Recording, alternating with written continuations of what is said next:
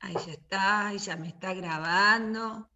Bueno, hoy vamos a hablar de una película cuyo libro ya leímos, Drácula de Bram Stoker, este escritor. Ahí entra Gracielita Bruno, mirá. Ahí entra Gracielita. A ver dónde la vemos.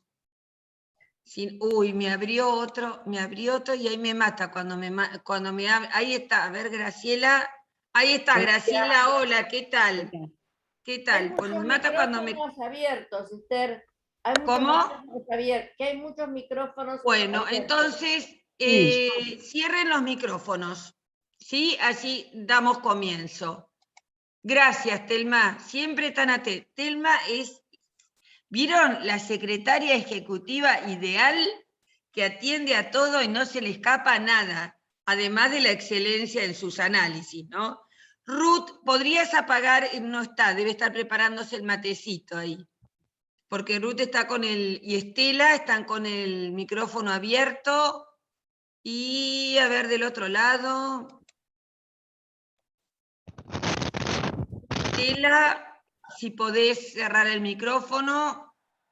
Y nadie más. Bueno, hoy vamos a trabajar con otra versión de Drácula de Bram Stoker. Recordamos este escritor irlandés del siglo XIX que estudió en Dublín y que tiene la característica junto con nuestro Francis Ford Coppola. Yo a veces pensaba, justo le tuvo que poner el papá italiano Ford en honor a Henry Ford, le puso ese nombre. Digo, qué particular elección, ¿no? Y había tenido en común, y por eso había cierta proximidad, digamos, emocional, entre Coppola y Bram Stoker, porque ambos se acuerdan que había estado muy enfermo de asma Bram Stoker y estuvo toda su infancia, hasta cerca de los 11 años, digamos, casi postrado, y eso lo hizo leer mucho y acercarse, más los cuentos de su mamá, acercarse a lo que era la literatura gótica, la literatura de terror. Y a Francis Ford Coppola le pasó algo similar, tuvo lo que nosotros conocemos como parálisis infantil, y también tuvo que estar postrado en cama hasta los 8 años, y eso también lo hizo leer, lo hizo ver muchas películas, lo hizo ver mucha televisión, y también su papá le había regalado una cámara 8 milímetros, con lo cual lo aproximó, lo interesó al mundo del cine. Y eso de las infancias parecidas también parece que tuvieron algo que ver en esto de la realización de este film, muy controvertido por otra parte. Bueno, ahora vamos a comparar cómo es el Nosferatu si así lo deseamos, el Nosferatu que habíamos visto de Murnau, o Murnau, porque no es francés, es alemán, no sé si lo pronuncio bien, con este Drácula tan distinto, tan diverso, con una creación de una espectacularidad notable, como es el Drácula de Bram Stoker, que también el título, ponerle ese título, Drácula de Bram Stoker, también llevó a un debate, ¿no? Referido a se quiso referir a la exactitud o a cierta correspondencia con el texto literario, que no lo tiene tanto, pero era una manera de atraer al público. Bueno, de Bram Stoker nosotros ya habíamos hablado, de sus aficiones por el teatro, por la crítica teatral, por la lectura, por su gran biblioteca mental, por la escritura de novelas, particularmente de terror, que incluían ciertas cuestiones o ciertas alusiones al sexo que eran muy en esa época victoriana. Él era irlandés, recuerden, y que habían sido una novedad para su época, ¿no es cierto? Y hubo, después de 1922, después de la versión de Murnau, muchas otras versiones de Drácula. Hay dos personajes, Drácula y Frankenstein, que han tenido muchísimas versiones en el cine. Versiones de todo tipo, versiones cómicas, versiones paródicas, versiones transformadas, versiones que son alusiones y no responden a exactamente al texto literario. Y en este caso yo voy a compartir acá, a ver si me quedó lo que marqué. Ahí por suerte me quedó lo que marqué. Quería empezar, ¿lo ven ustedes? Estoy mostrando la biografía de, acá vamos a llegar a la carita, a la fotografía de Francis Ford Coppola. Bueno, nacido en Detroit, un lugar que me imagino que era muy, recuerdan que era muy industrial. Acá están todas las series de sus pongo como una especie de ficha con toda su extensa cantidad de premios que ha tenido. Nació en Detroit, una ciudad eminentemente fabril, ¿no es cierto?, en el estado de Michigan. Creo que era el centro de producción de automóviles en las épocas de oro, digamos, de Estados Unidos. En el año 1939 es guionista, productor y director de cine. Es realmente de la juventud cinéfila que tuvieron un gran desarrollo en los 60, 70, 80, 90, no significa que no la tienen posteriormente, porque ya vemos La Isla Siniestra, que es de 2010, de otro director del conjunto, digamos. Y formaron este grupo de nuevos cinéfilos junto a los que ya mencioné la vez pasada, Martin Scorsese, Steven Spielberg, Brian De Palma y George Lucas, entre otros. Ha ganado muchísimos premios, 5 premios Oscar, 3 de ellos como guionista, por Patton, por El Padrino y El Padrino Parte 2, 1 como director, por El Padrino Parte 2, otro por la misma película como productor, y es el segundo cineasta que recibió 3 estatuas por la misma película, ¿no? Y ganó 2 Palmas de Oro en Cannes. Solo menciono los más importantes. Por La Conversación, una película que a mí me encantó, La Conversación y Apocalipsis Now, que si quieren alguna, si la encuentro, no me voy a mandar la parte porque después de la experiencia de todo este fin de semana y desde ayer a la madrugada de no encontrar películas, digo, no voy a prometer mucho porque a ver si no las consigo después, pero yo creo que son películas para ser vistas nuevamente. La Conversación y Apocalipsis No. Si ustedes lo desean, como en otras oportunidades hemos hecho, podemos agregar con el fin exclusivamente del entretenimiento y de quienes deseen verlo sin ninguna obligación, fuera del programa, digamos. También ganó la Concha de Oro del Festival de San Sebastián por Llueve en mi corazón, que es una película que no tuvo mucho éxito, de taquillero. Escribió esta trilogía del Padrino basada en una novela de Mario Puzo en los años 72, 74 y 90, y se considera que es una de las más importantes trilogías, sagas de toda la historia, ¿no? Apocalipsis Now, que es un film bélico, basado en El corazón de las tinieblas de Joseph Conrad, un libro, una novela que siempre me gustó mucho y que leí reiteradas veces. había sido querido ser filmada por Orson Welles, pero bueno, se considera el mejor film bélico de la historia, ¿no? Él creó su propia compañía, Zoetrope, y bueno, por la realización de muchos films que no tuvieron mucho éxito comercial, estaba en bancarrota cuando le ofrecieron justamente filmar, había otros directores que estaban en danza, filmar Drácula de Bram Stoker, la cual ya había sido filmada muchas veces, y ahí se demostró su posibilidad, estaba en una bancarrota económica y física total, en muy mal estado, y esto lo recuperó en su apreciación por el público, y pudo volver a conectarse y ser un éxito en ese momento. Fue un verdadero éxito, recaudó muchos millones de dólares en Estados Unidos y en el resto del mundo. Aunque es muy debatida la calidad que le han dado distintos críticos a esa película. No sé si vieron donde yo les puse análisis crítico de la película.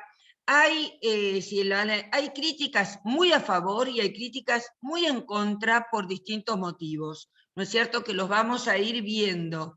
Y luego nosotros haremos nuestras propias evaluaciones de qué nos pareció, qué nos parecieron los distintos aspectos de la película, ¿no es cierto? No solamente lo argumental, sino en cuanto a la realización, en cuanto a las actuaciones, las caracterizaciones, la música, muchos aspectos que podremos ver juntos, qué diferentes apreciaciones nos merecen. Es considerado Coppola uno de los más grandes cineastas norteamericanos y uno de los más grandes de todos los tiempos. Yo señalé algunas cosas como para tener de guía, que no son todas las que dice, porque tuvo una filmografía muy extensa, pero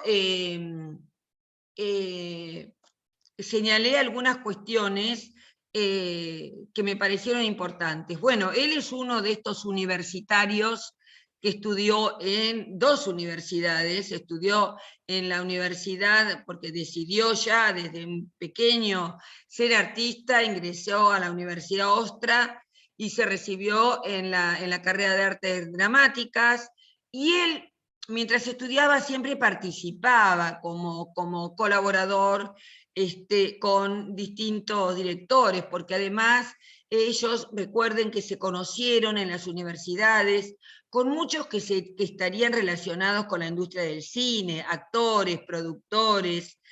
Por ejemplo, allí conoció a James Caan, a Lainie Kazan, grandes actores y otras personas que fueron colaboradores suyos en las películas. En los años 60 no fueron muy notables, recuerdan que él nació en el 39, en el 60 era muy jovencito.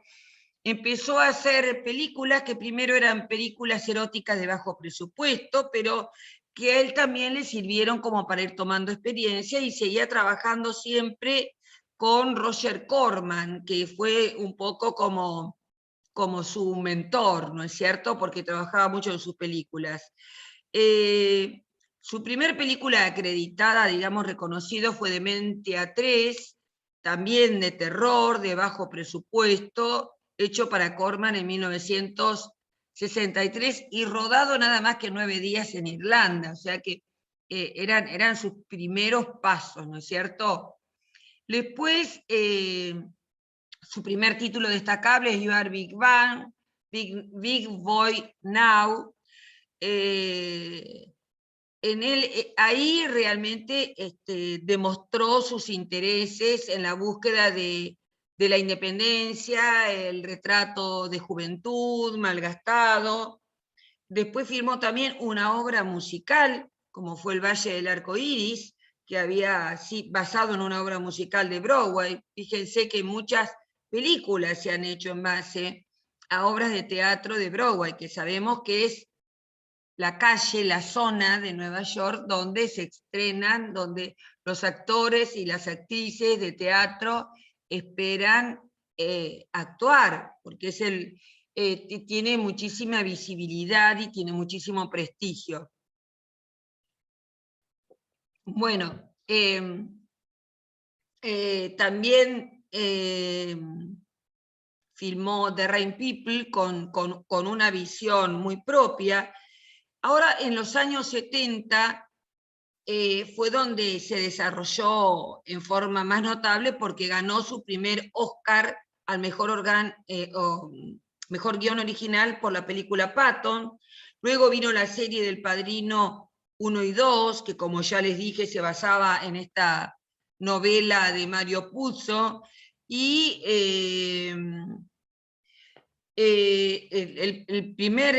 la primera serie la rodó en tan solo 52 días y se convirtió, lo llevó a la fama porque ganó 3 Oscars, hizo mucho dinero, y ahí vio él mismo y vieron los demás que era capaz de ponerse a cargo de grandes proyectos.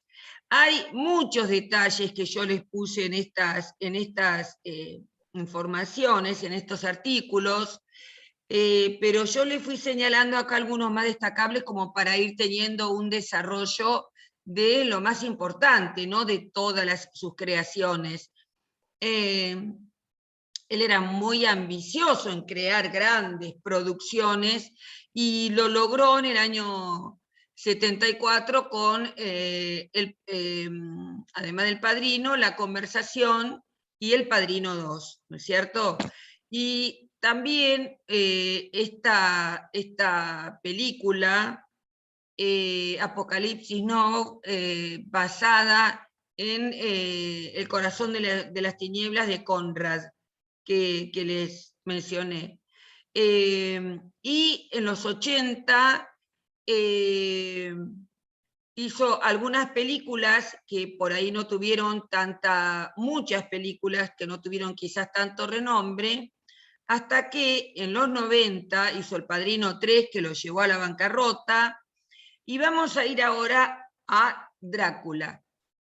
Acá voy a leer algunas cosas que me parecen interesantes con respecto a esta película, que él no escribió la adaptación, él le hubiera gustado escribir él la adaptación de la película, porque en realidad la productora no pensaba contratarlo a él, sino a otros 2 realizadores, pero por último se quedaron con Coppola.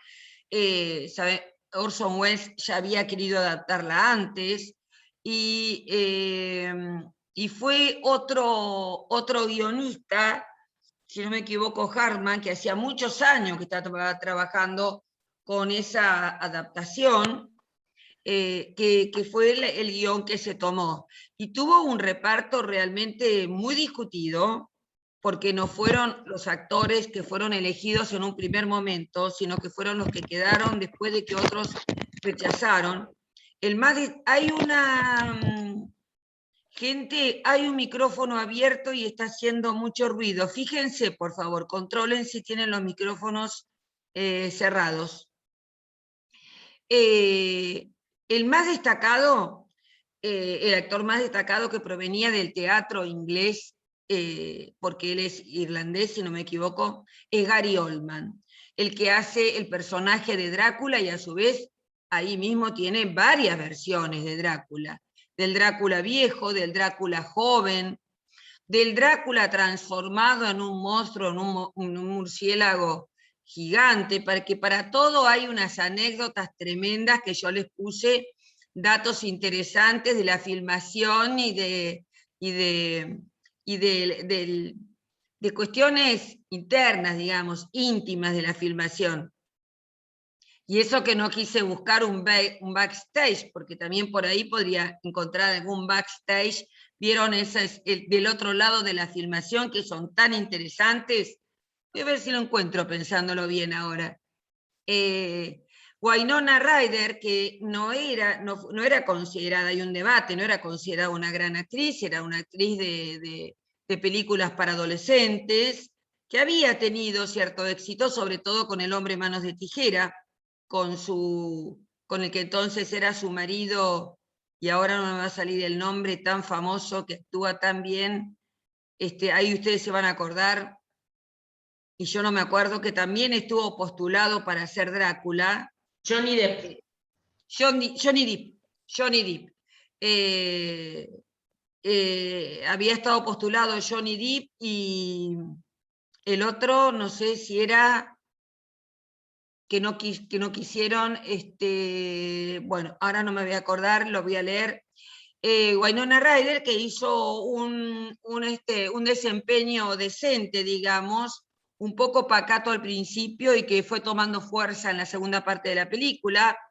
Anthony Hopkins, el británico, que hizo un rol maravilloso. Yo volví a ver varias veces la película y a retroceder a ver si el monje, el sacerdote, y sí lo era, que declara que ella no va a ir al cielo porque se ha suicidado, es Anthony Hopkins. Que ahí podríamos dar toda una vuelta con respecto al doctor Van Helsing, que rol ocupa tan extraño, tan misterioso, en el momento crucial de la película, ¿no? Keanu Reeves como el marido, Hartz, que bueno, del cual se descree más en su actuación, que fue poco expresiva. Era un joven, muy joven, y trató de dar lo mejor de sí, de poner su acento británico, aunque nosotros no lo notemos, como para que pareciera realmente que venía de Londres, y realmente, digamos, a los cinéfilos les pareció una actuación un poco deslucida, ¿no? Porque como que le faltó garra.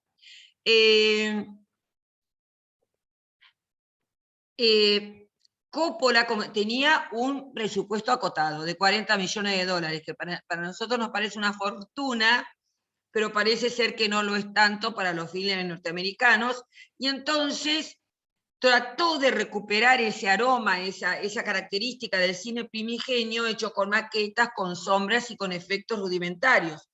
Piense que él no perdía de vista el Nosferatu de 1922 de Murnau, como la base, ¿no? Y aprovechó a su favor, porque esto fue hecho en 1995, si no me equivoco, ¿no? El centenario, que estaba muy próximo, el centenario del cine, y él quiso hacer como una celebración, como una realización en honor a los inicios del cine.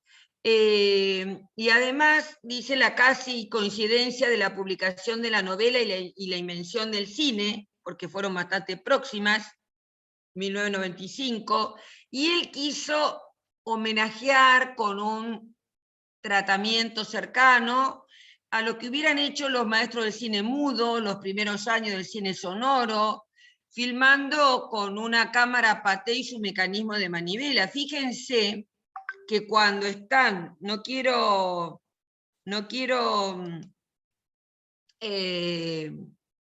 adelantarme en la cuestión cronológica, fíjense que en la escena donde aparece este atildado y rejuvenecido Drácula, lo primero que hacen con Mina es ir a ver una película del cine mudo, de las primeras películas. Y eso es francamente una cita, un homenaje al primer cine. Fíjense que muestra que esto sucede en 1890 en Londres, por un lado, y en Transilvania, Rumania, por el otro. Se dice que la más fiel adaptación de la novela, aunque también comete muchas infidelidades, porque no aparece en la novela original una relación amorosa entre el conde y Mina, Guillermina diríamos nosotros, ¿no? Williamina, no está en la novela, pero eso no la hace ilegítima, porque en realidad sabemos que el lenguaje cinematográfico es totalmente distinto del lenguaje literario, porque en realidad le da otra mirada al conde que desea que en lugar de ser un simple monstruo siniestro, es un ser que se ha enamorado de verdad y que desea volver a enamorarse. Esa es una vuelta totalmente novedosa a esta novela de terror. Bueno, también está el personaje de la amiga de Lucy Westenra, que viene a ser como el opuesto, siempre vestida en colores, los colores que usa también es un tema para hablar, que vendría a ser su opuesto, fogosa, desbocada, muy preocupada por lo erótico, por lo sexual, y una mina que se ve exageradamente al principio pacata, sencilla, maestra de escuela, se define, no la muestra en ese rol, pero lo dice, y que, pero que a la vez es la que ella genera situaciones eróticas con su novio, ¿no es cierto? O sea que hay como una doble visión ahí, se la ve tan seria, tan pacata, que está esperando el matrimonio y que va a esperar que él vuelva de Rumania de hacer su negocio para casarse, y sin embargo cuando se despiden ella como que se tira encima de él, que parece extraño, ella busca algún tipo de contacto pasional. Un tema, conocemos la historia, la repito por las dudas, de este joven inglés, que es recientemente recibido de abogado en esta película, en la de Murnau también, se nota que tiene alguna formación legal, cuyo jefe de un negocio inmobiliario lo envía a Rumania, a la zona de Transilvania, de los Montes Cárpatos, a ver al conde Drácula, ya ahí se llama Drácula, o Draculea, que pertenece a la familia de Draculea, a buscar, a firmar unos contratos de venta de propiedades en Londres. Pero lo que tiene de distinto, y me pareció sumamente interesante y sumamente atractivo, es que la película comienza revalorizando las diversas leyendas que había sobre este conde Vlad que pertenecía a la estirpe de los Draculeas, Dracul, dragón, de los dragones, que era profundamente cristiano, que en el año 1460, si no me equivoco, figura en la película cuando cae el Imperio Bizantino con sede en Constantinopla. Rumania está bastante cerca de lo que hoy en día es Estambul, digamos, en el centro mismo de Europa del Este, ¿no? Como ante el ataque de los turcos otomanos, que eran los que habían atacado Constantinopla y hasta hoy en día siguen, porque es lo que es hoy la actual Turquía, y su capital Estambul, conocemos de esta parte de la historia, él se enfrenta era un bravo guerrero, enamorado de su princesa Elisabetta, que es a la sazón protagonizada por Winona Ryder, muy bella, un gran cultor, un gran, muy religioso de la religión, imagínense, católica pero ortodoxa. ¿Se acuerda de que el Imperio Bizantino tenía por una parte la Iglesia ortodoxa rusa, la ortodoxa griega, tenían una visión mucho más protocolar de la religión, mucho más dogmática, diríamos, si pudiera decirse de alguna manera, la Iglesia bizantina. Y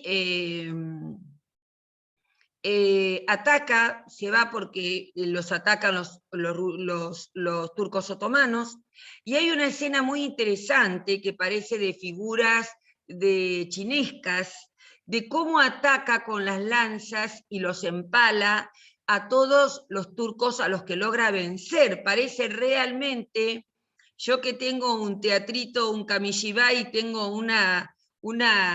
para hacer las sombras chinescas, digo, esto está hecho tal cual como se hace hoy las sombras chinescas, que es todo un hallazgo, algo totalmente distinto, diverso, a la vez que más económico, para mostrar la matanza que produce este conde Vlad a sus enemigos, de una manera muy sangrienta, y cómo estos enemigos,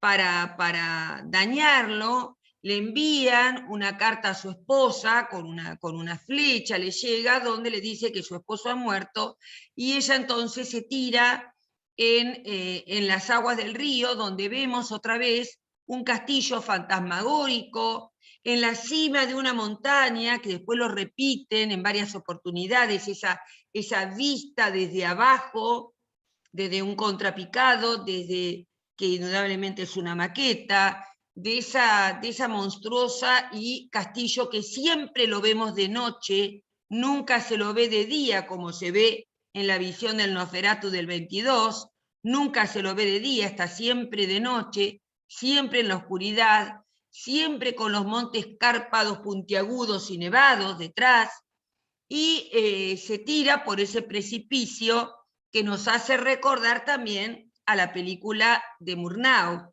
Se tira por ese precipicio al río, se muere, él llega y no puede entender cómo su amada, de la cual tenía un amor impresionante, se ha muerto, y lo más terrible es que el sacerdote que está con él, él dice, bueno, ella le deja una nota donde dice nos encontraremos en el cielo, porque eran seres muy religiosos.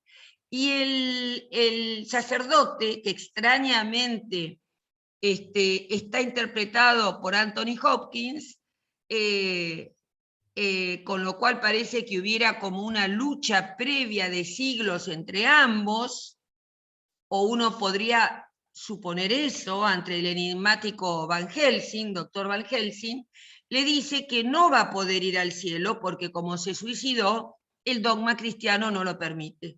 Esto genera un gran odio, un atroz odio, una violencia inusitada, en el cual el conde Vlad se produce una escena totalmente fantástica, en el cual él clava su daga o su espada, no recuerdo bien cuál era exactamente el arma blanca, en la cruz, y de esa cruz salen a borbotones sangre que inundan todo el palacio, todo el castillo, mejor dicho, porque no era un palacio, sino un castillo.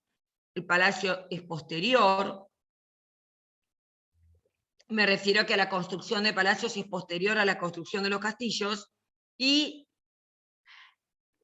él determina que también se va a matar, que va a ser un no muerto, y ahí nos aproximamos al Nosferatu, que significa no muerto, él va a ser un no muerto, y que la sangre va a ser lo que le va a dar vida. Y ahí está esta frase que se reitera varias veces en la película: la sangre es vida.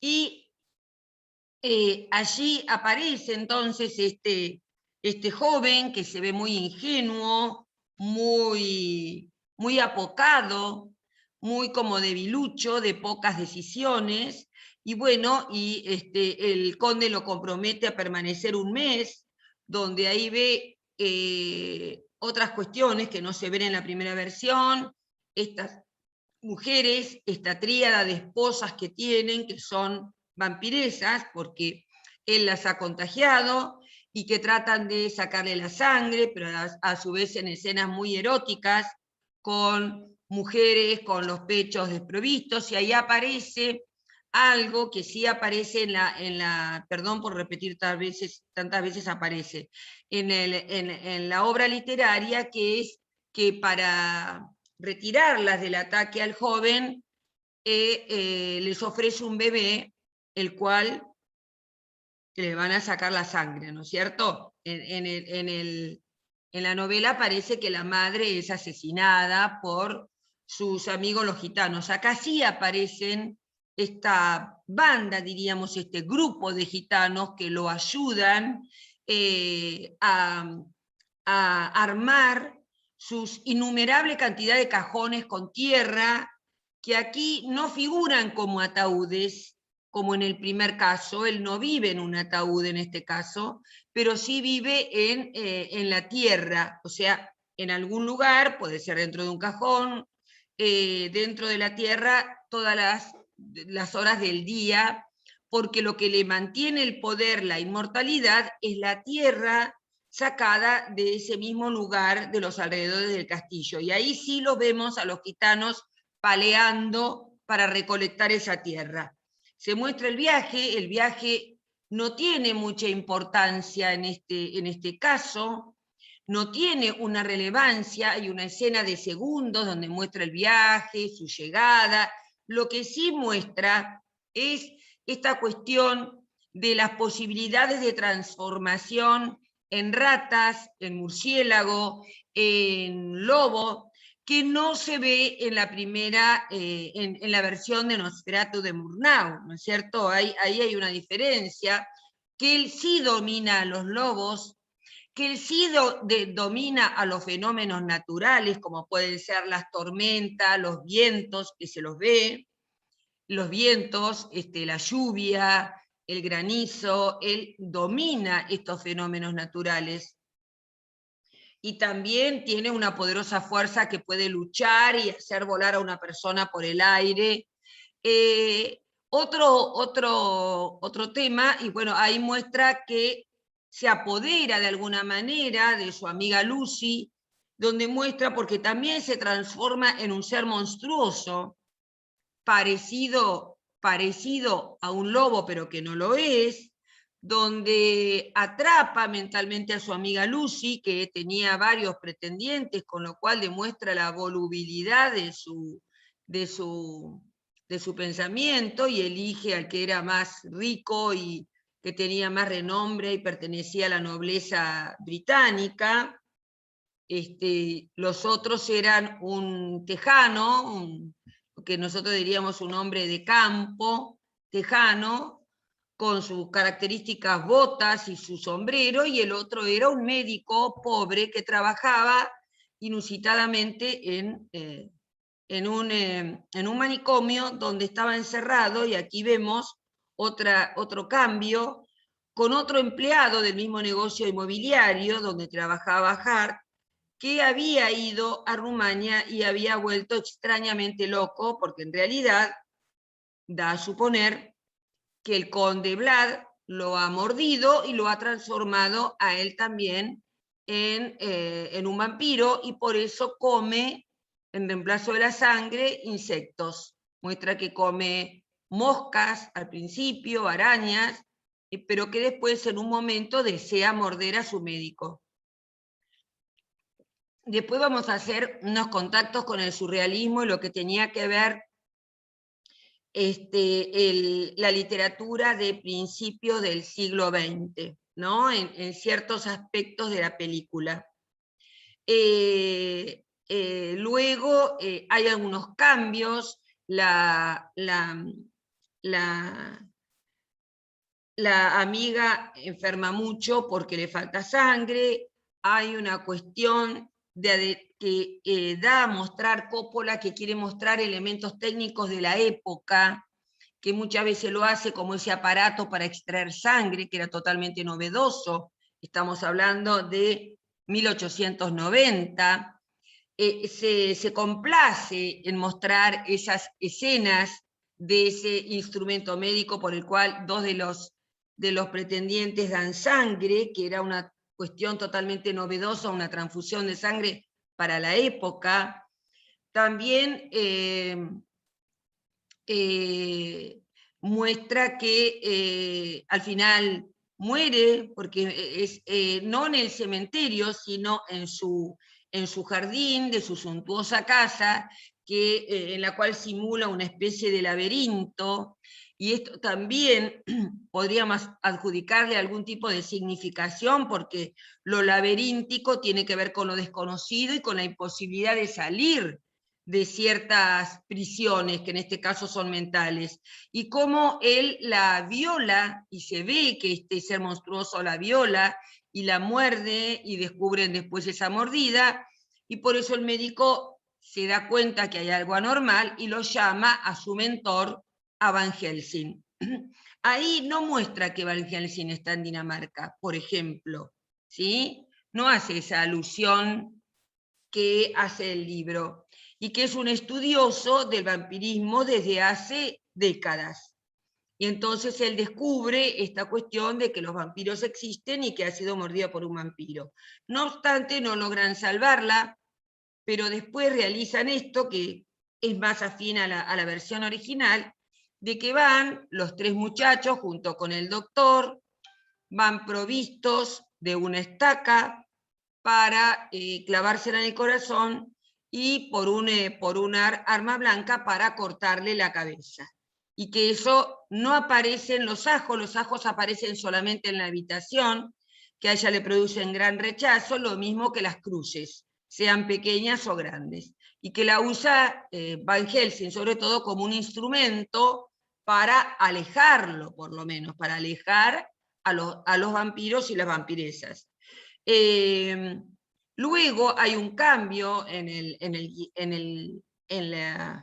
con respecto a la obra literaria, por el cual Mina se siente atraída sexualmente por él y muestra esta atracción que la domina y que descubre como que su verdadero amor es este conde que llega a Londres y se ve rejuvenecido mientras su novio está que ha sido mordido, que ha sido atacado, que se ha tirado al río, que es recogido por una monja. No hay muchos detalles de esas escenas. Son escenas, una de las características de esta filmación es que hace muchas escenas cortas, donde vieron que hace el cambio. Ahí Graciela se ve que salió y volvió a entrar. Graciela Bruno. Anda muy mal en internet en general. Vieron que hace las escenas cortas donde los cortes los hace con unos círculos que se cierran, no hay un fundido en negro, el fundido en negro lo hace con esos círculos que cierran en negro, y pasa a otra escena. Ha elegido Coppola hacer muchas escenas cortas para seguir para dar vertiginosidad al relato y para dar variedad al relato. Las acciones transcurren y son novedosas continuamente. No hay lentitudes, no hay silencios, no hay demoras, no hay morosidades en esta película. Aparece que él se tira, aparece que da una pequeña mención porque ve una pequeña casita con una cruz iluminada, y entonces uno deduce que es un lugar relacionado con alguna actividad religiosa católica, donde le llega la carta inmediatamente a Mina para que vuelva y se case con él, lo encuentra totalmente envejecido, hay una relación entre el encanecimiento de sus cabellos y la gravedad del maltrato sufrido por su novio, pero mientras tanto ella ya ha sido seducida con esta escena que hemos visto, la primera escena que le dice que él busca un cine.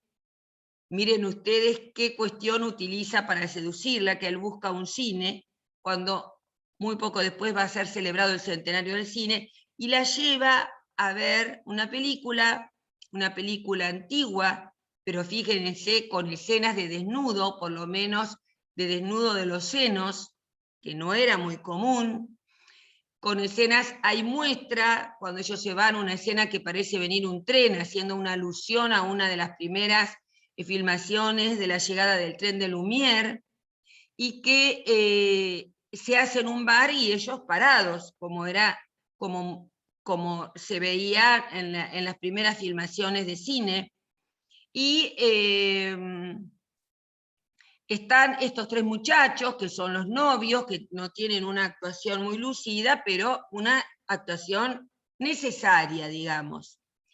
Ella va, se casa y hay duda en casarse, retorna, pero nuevamente es atraída por este rejuvenecido Drácula, y hay una escena sumamente cargada de erotismo, donde ella quiere tener relaciones sexuales con él a toda costa, es ella la que toma digamos, la iniciativa, pero él la muerde, la convierte en vampiresa y le hace beber su sangre, que ese sería un sello definitivo de su vampirismo.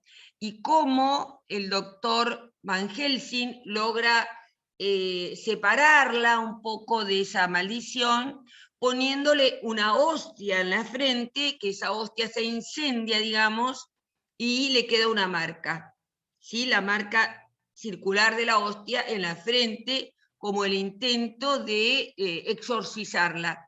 Hay luego otras escenas cuando ellos deciden ir todos, cuando descubren que él se ha vuelto a Rumania, tratan de atraparlo en un puerto, en el medio del camino, ven que él se ha escapado, la llevan a Mina porque ella está conectada mentalmente con el conde Drácula, entonces ella sabe dónde está, ella sabe lo que piensa, y a su vez él también sabe dónde está ella y sus acompañantes y lo que ella piensa y siente. Hay una escena muy llamativa cuando el doctor Van Helsing hace ese círculo de fuego para protegerla de las 3 mujeres vampiresas. Dice, dentro de este círculo va a estar protegida con su cruz, y cómo al final el que tratan de vencerlo, pero el que logra vencerla, y que Van Helsing dice, déjenla, ahora es el momento de ella, para debatirse entre su inmortalidad como vampiresa o su condición humana, matando al ser que tanto ama, porque hay una relación muy, no sé si diríamos monstruosa, patológica, entre Mina y el conde Drácula, y a él ya le han clavado una espada, pero no muere, y entonces ella decide clavarla hasta el fondo, ahí lo mata, la saca y lo decapita. ¿Sí? El rol de los ajos ahí no tiene mucha relevancia, ni tampoco en la muerte de la muchacha Lucia, a la cual le hacen lo mismo. No aparece la madre de Lucy, por ejemplo, como un rol fundamental. Hay ciertos cambios. Ahora, hay unos aspectos fundamentales en la película que han sido los que han ganado los premios.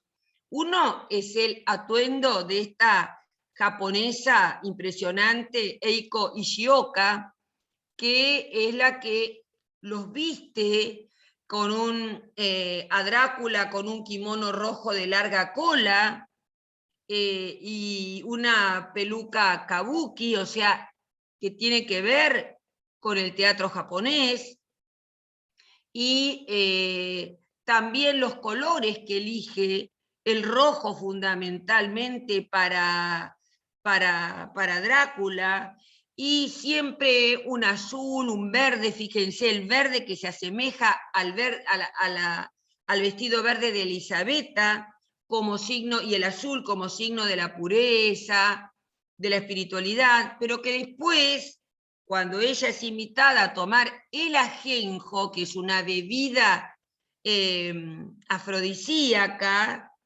una droga, la viste de rojo, como para indicar esa pasión que van haciendo. Hay otras cuestiones importantes, es la música de un compositor polaco, al cual no se sabe, le iban a dar el premio al Oscar a la mejor música, pero no se sabe por qué, supongo que por la nacionalidad del compositor no se la dieron, pero hay una canción final muy bella que la compuso Annie Lennox y que fueron unidas en un disco que tuvo gran éxito en Polonia porque un polaco había llegado al mundo de Hollywood, ¿no? Una música muy bella.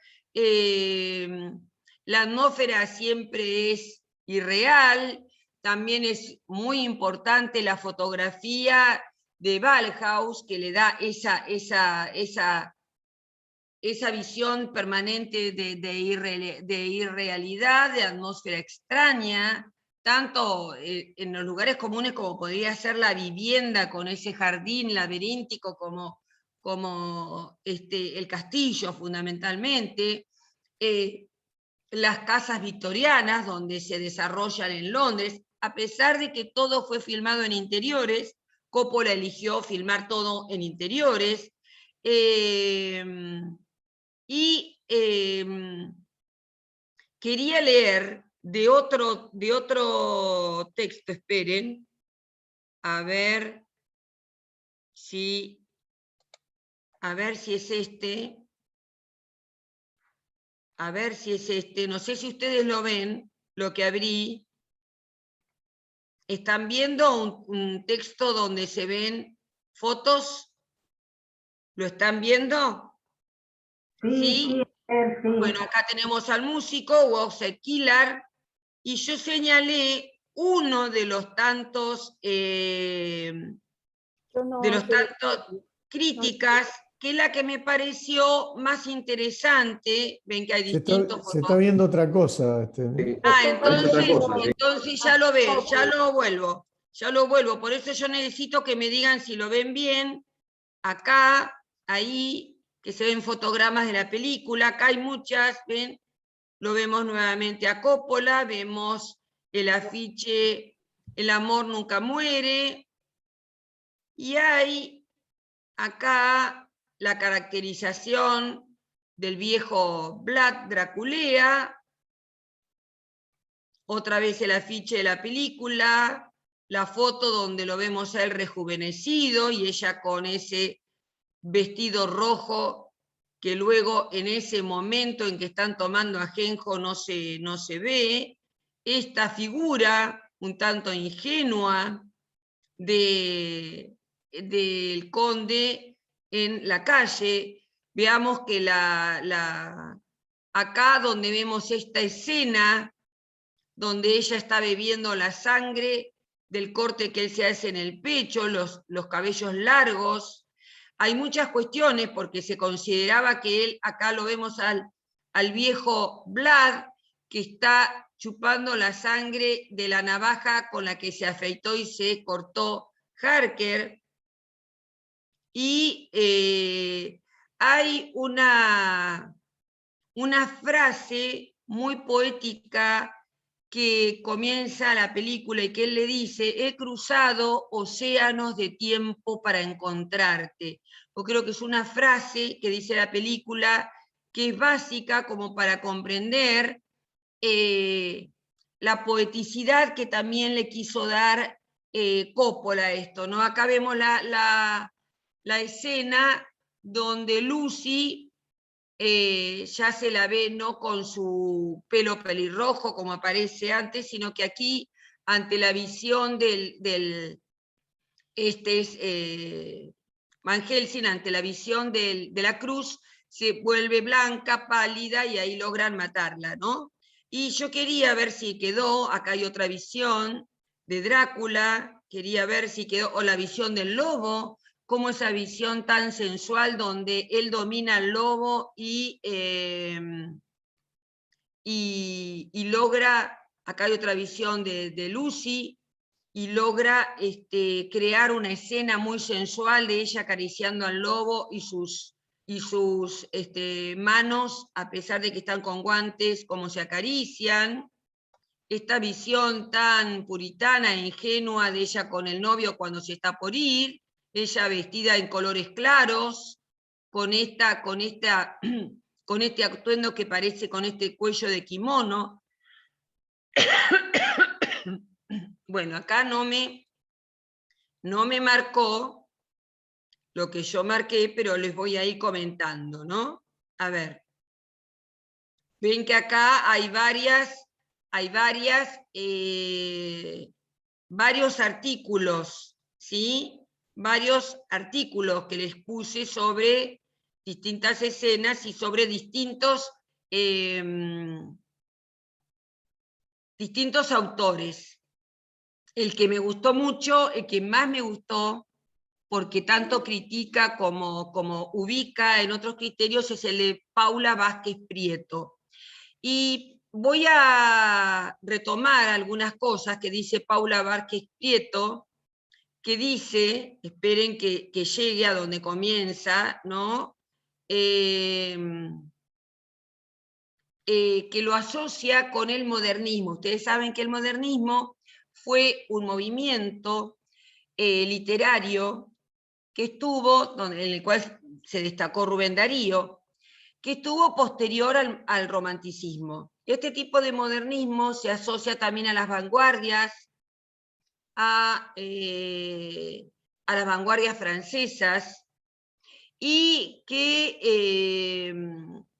exageraba la cuestión del romance, del amor, de la pasión, que es muy propio en los versos que leemos de Rubén Darío, y cómo esta crítica afirma que Coppola toma mucho del modernismo. Quiero ver si puedo llegar a leer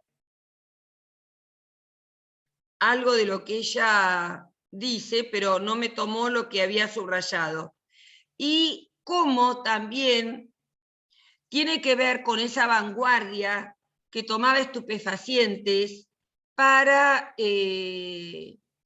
lograr estados anímicos y emocionales que los ascendieran y le permitieran escribir de una manera más creativa.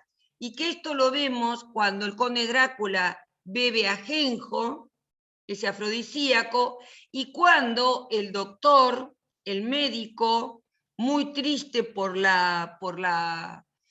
rechazo de su amada, de Lucy, en un momento se inyecta heroína porque quiere descubrir qué es lo que produce el vampirismo. Entonces hay una alusión ahí al uso de drogas para lograr otros estados mentales, anímicos o psicológicos, que es bastante inusitado en la película, esa escena donde él se inyecta para ver qué pasa con este Ryder, con este enfermo que se ha transformado en un vampiro, ¿sí? Después de que es atacado, él se inyecta y quiere comprobar en su propio cuerpo que, como vemos, los poetas franceses de comienzo del siglo XX lo utilizaban, ¿no? Y a ver, otro detalle que me puede haber quedado en el camino es, bueno, el rol de Gary Oldman, que como le costaba mucho, tardaban 5 horas en ponerle toda esta indumentaria, el cabello, que tiene este peinado, que es un peinado al estilo japonés, que fue una idea de esta diseñadora, Keiko, que es de hacerle ese tipo de cabello tan particular. Tardaban 5 horas en prepararlo. Y a él le costaba mucho, le pesaba mucho todo el atuendo y le costaba mucho moverse. Entonces se cuenta que Coppola le dijo, bueno, trata de moverte y de caminar todo el tiempo en el estudio, así vas y de paso practicás la letra, que Gary Goldman era muy detallista en que los diálogos, su parlamento fueran exactamente igual, porque era un actor de teatro muy famoso en Londres, aunque no era conocido en Hollywood. Fue la película que lo llevó a la fama y después lo hemos visto en otras películas muy importantes. Y cómo por ahí él asustaba en todas esas largas caminatas a sus compañeros, sobre todo a Winona Ryder, y estaba bastante histérica Winona Ryder por estas costumbres, ¿no es cierto?, que tenía su compañero, que dicen que tuvo una experiencia traumática, ¿ven?, porque veía algo realmente horroroso en él. Otra cuestión que sea digna de tener en cuenta, bueno, esta enigmática actuación de Anthony Hopkins, que ya había actuado en Caníbal, ¿se acuerdan?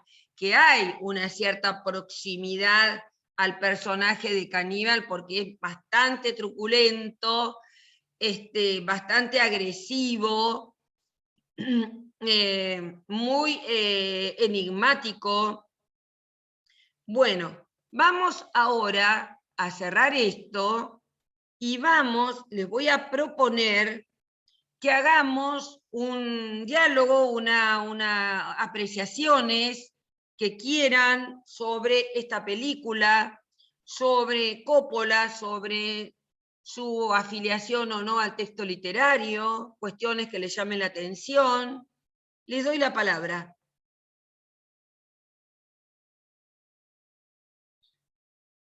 ¡Caramba! Nadie... Raquel, siempre hay alguien que larga, y Emma. Primero Raquel y después Emma, según las vi. Raquel. Bueno, a mí la película en sí no me gusta porque no me gusta ese género.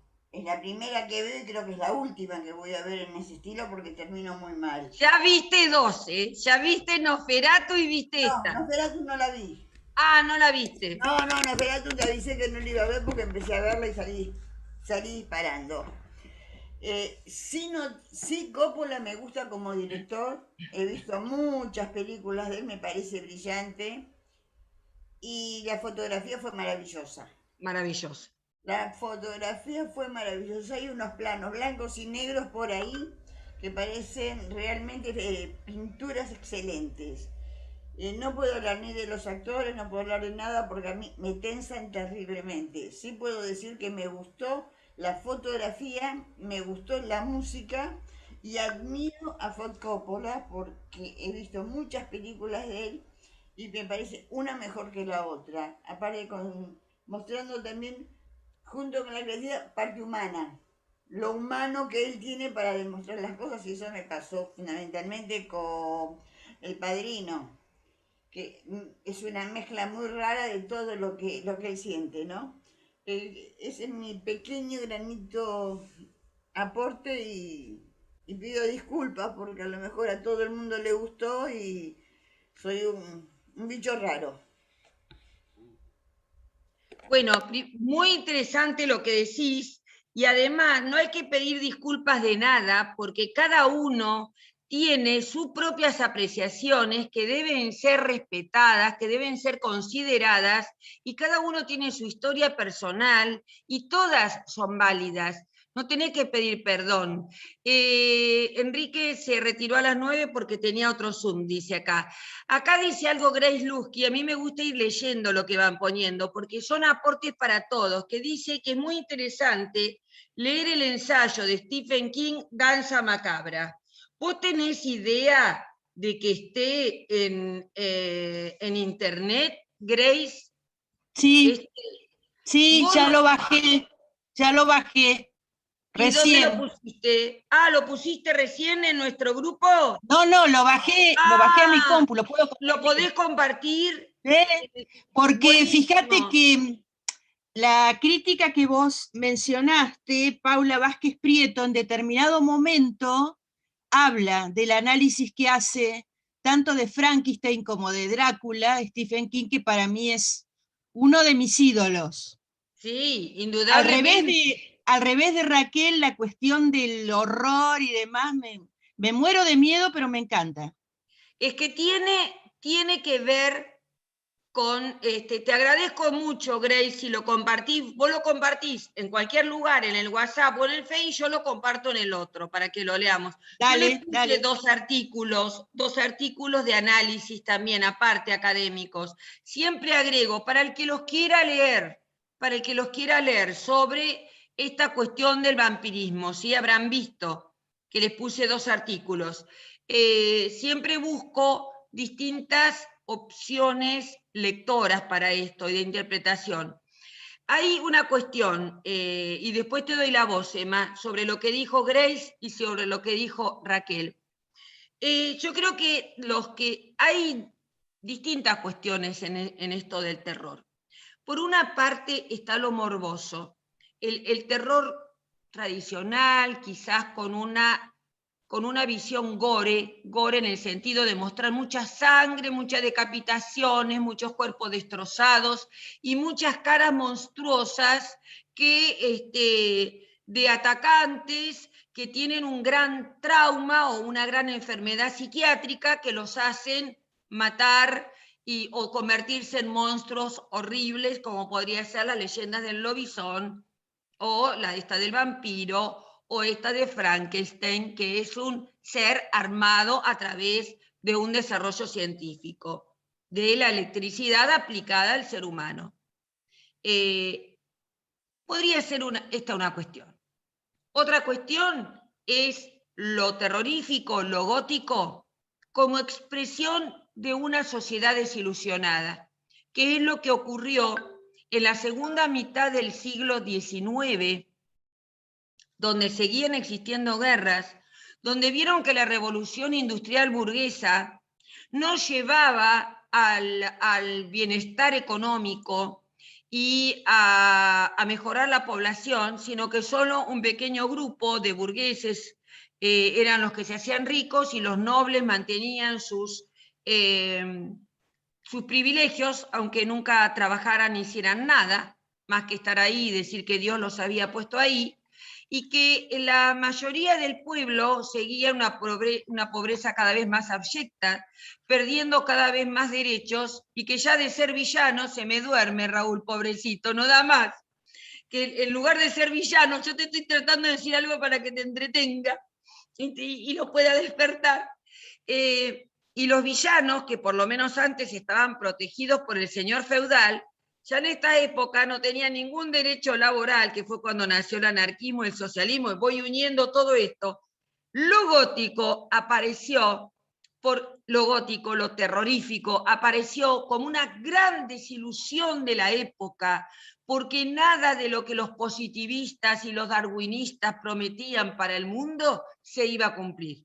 Y peor fue cuando en el siguiente siglo aparecieron, te estoy diciendo, de cuestiones como Drácula o Frankenstein, de la misma época, fines del siglo XIX. Peor cuando ocurrieron la Primera y la Segunda Guerra Mundial, que no fueron las únicas guerras. Hubo grandes guerras todo el tiempo sin parar, como los helados Frigor, sin parar, sin parar. Ahora, esto, lo de la Segunda Guerra, donde murieron tantos millones de personas, ahí sí se cuestionaron, epa, esto no es un chiste. Todo lo que nos prometieron y nos dijeron, nada de esto es cierto. Y entonces la película de terror trata de mostrar esa gran desilusión, ese gran pesimismo por el mundo. Y puede ser entendido también de esa manera. A mí en lo particular, que cuando era más pequeña, más chica, ponele, o no tenía no podía porque estaba muy abrumada por mi trabajo y mi cantidad de hijos y qué sé yo, entonces no veía mucho cine, pero ahora que sí lo veo, hace ya muchos años, más de 20, que viví sola y por fin pude ver lo que quiero, empecé a amar toda clase de cine. No me produce, te juro, porque uno es como que tiene la capacidad analítica de ver cómo hicieron esta escena.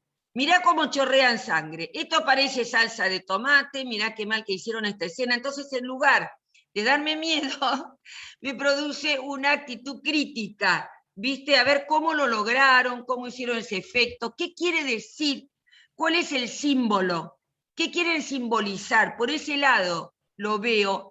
Y, por ejemplo, yo me acuerdo perfectamente, estaba en la universidad, y en ese momento se había estrenado La Pasión de Cristo por el director que no me gusta, porque es un misógino, un nazi, ¿cómo se llama? El petizo.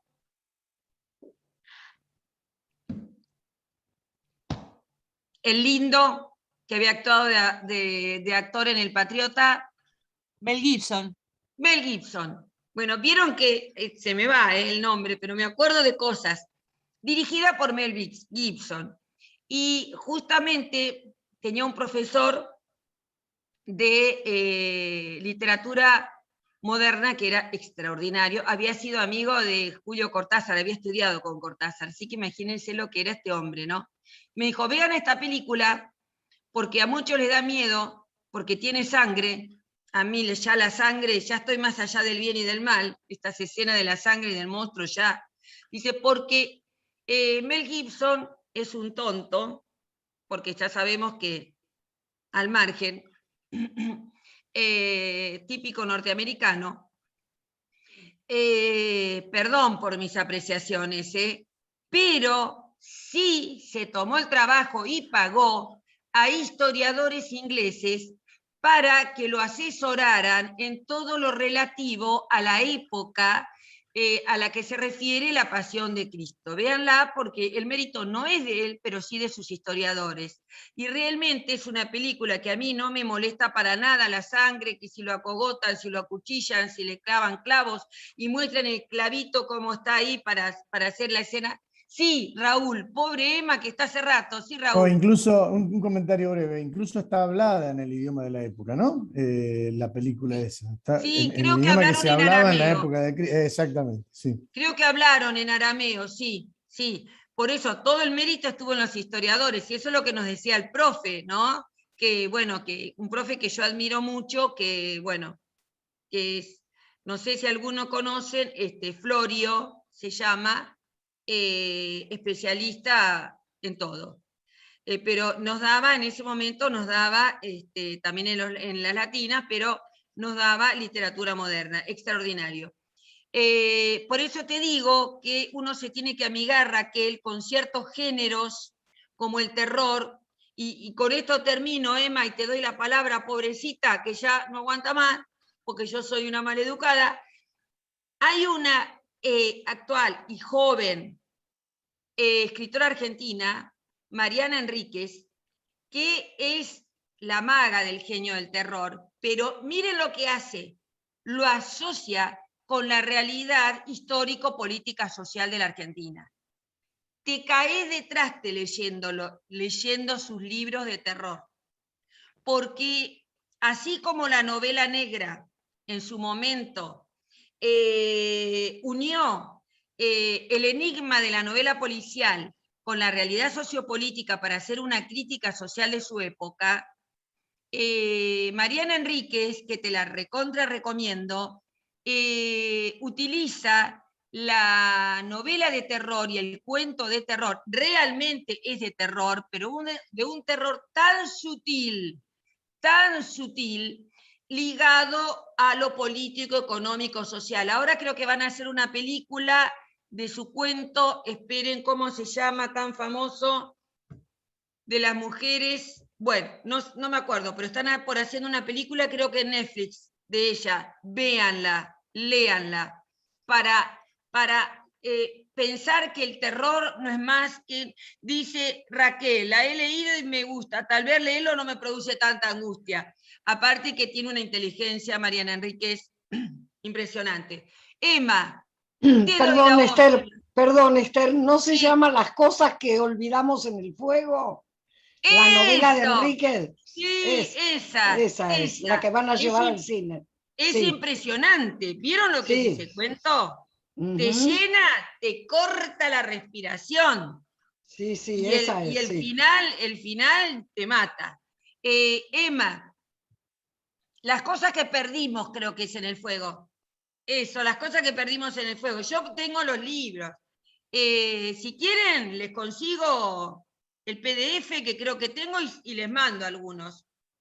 Emma. Bueno, tengo varias cosas. Yo pensaba decir algo, pero ahora a raíz de todo lo que dijiste, tengo otras cosas para decir. Mira, tomate todo el tiempo. Diga, no te me lo voy a tomar. mereces. Me anoté para no desviarme. Sobre lo que dijiste recién de Mariana Enríquez, yo agregaría al nombre de Mariana Enríquez el de Samantha Schweblin, también argentina, tiene un libro, una novela corta que se llama Distancia de Rescate. Que ahora Es la una largan novela en Netflix. que es La de largan en terror Netflix, ¿no? también, pero De terror. está asociado Sí. al medio ambiente. También con esta cosa de lo que te produce la vida actual, digamos, esa frustración y esa falta de objetivos o de finales, donde todo se va descomponiendo en este mundo actual. Y la otra autora argentina que también trabaja en terror es Selva Almada, una mujer joven también. Vos, esta piba, vos me copiás, me copiás la mente, loca, me copiás. Porque Son muy interesantes las tres. Son muy interesantes las tres. Son muy, bueno, son muy preferidas por mí. Sí, sí, son muy buenas, y son jóvenes, son mujeres que como mucho tendrán 40 y pico de años, Sí, no mucho más de ahí. No más. Sí. Bueno, yo lo que en realidad quería arrancar pidiéndote que, por favor, si conseguís Apocalipsis Now, sí, a mí me interesaría volver a verla. Yo la vi allá, lejos y hace tiempo, y que no la tengo muy fresca. Me interesaría volver a verla, si fuera posible. Sí, ya me anoté. Bueno, lo que yo quería decir de la película Drácula, a mí me gustó porque hay algo poético, de gran belleza. Sí, tiene que ver con ese vestuario que me impresionó mucho, ese vestuario, sobre todo el de Drácula, ¿no?